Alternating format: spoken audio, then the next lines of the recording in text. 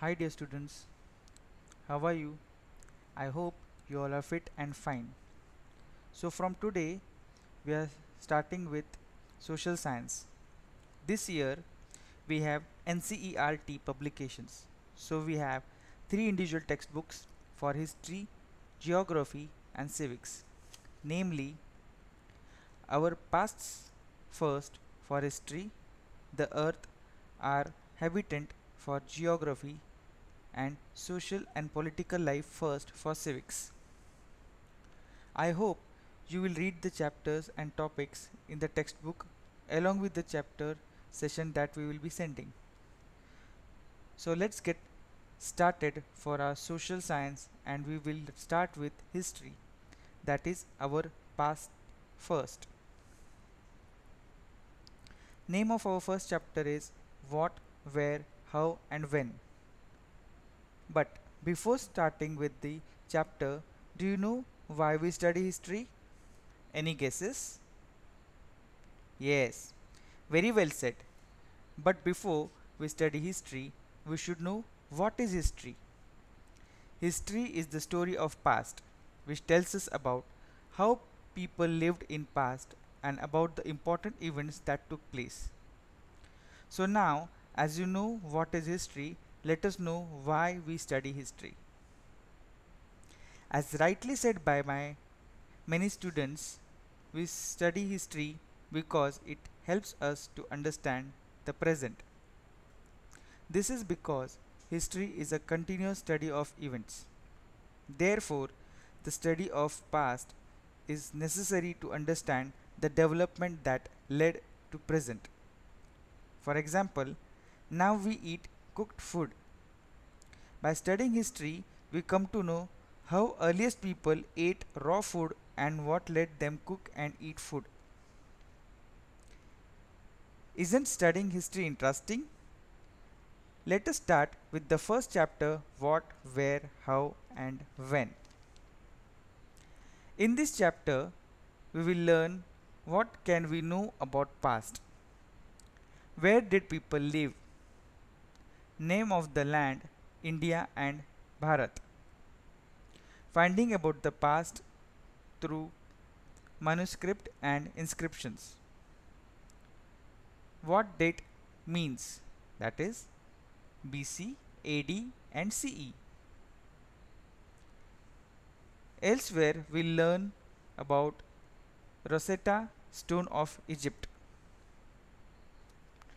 To start with studying history, we should know what can you know about the past. We can know lot about earliest people, like we can know their eating habits, what were they eating, what type of clothes they were wearing, what type of dwellings they stayed in, how different people lived together, what kind of games they played, what stories they heard or what songs they heard. Such various things we can know about the past. Now, the topic is where did people live? If we take ancient people or earliest people who lived thousands of years ago or lakhs of years ago, where did they live and what they did? In ancient time, there were no cities like we have cities, towns, villages, districts, etc. Lakhs of years ago, there were only forests. Earlier people stayed in those forests.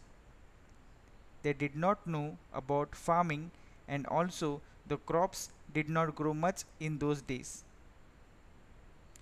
Now you can imagine what were the options they had to eat and survive. Can you imagine? Yes. They had to gather tasty and sweet fruits. Yummy, isn't it? Some leaves, some roots, some flowers, or they had to hunt an animal. It was not so easy. So they had only two options, to gather or to hunt. That is the reason we also call the earliest people as hunters and gatherers.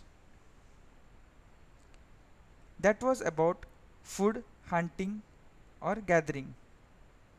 Now, what about water? A big question, right? For that reason, earliest people used to live around water bodies like big rivers. If we talk about Indian subcontinent, primitive people started staying around Narmada river. I have marked it in the map. Although they stayed around the rivers, they had no permanent place. Why? That we will discuss in next chapters and topics. So now we know earliest people were hunters and gatherers, and also they wandered place to place. They did not had fixed place. Few thousands of years ago, Earth had climatic change due to which the crops started growing. More humans, or can say people, came to know about these crops.